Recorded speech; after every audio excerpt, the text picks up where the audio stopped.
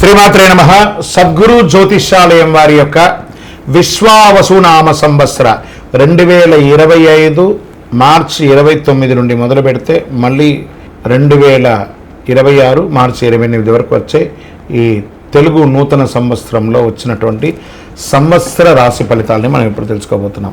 కన్యా రాశి ఉత్తరా ఫల్గుని నక్షత్రం 2, 3, 4 పాదములు, హస్తా నక్షత్రం 1, 2 పాదములు, చిత్తా నక్షత్రం 1, 2 పాదాలు జన్మించిన మీరు కన్యా రాశి వారిగా పరిగణించబడుతుంది.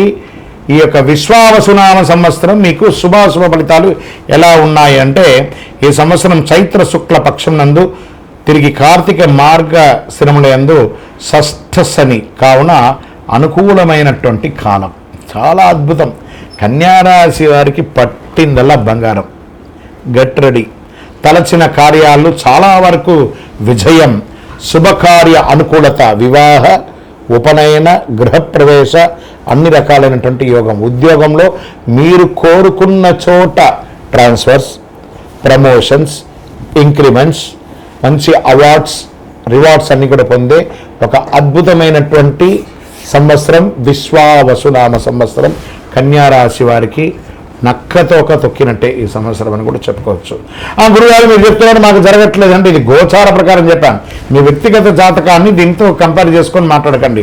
అప్పుడు మీ వ్యక్తిగత జాతకాన్ని తెలుసుకుని సంపూర్ణంగా తెలుస్తుంది.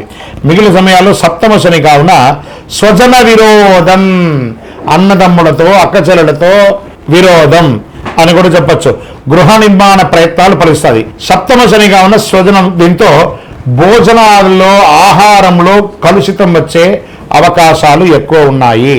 చాలా వరకు పరిస్థితులు అనుకూలిస్తుంది. గౌరవ మర్యాదలు, కీర్తి ప్రతిష్టలు పెరుగుతాయి.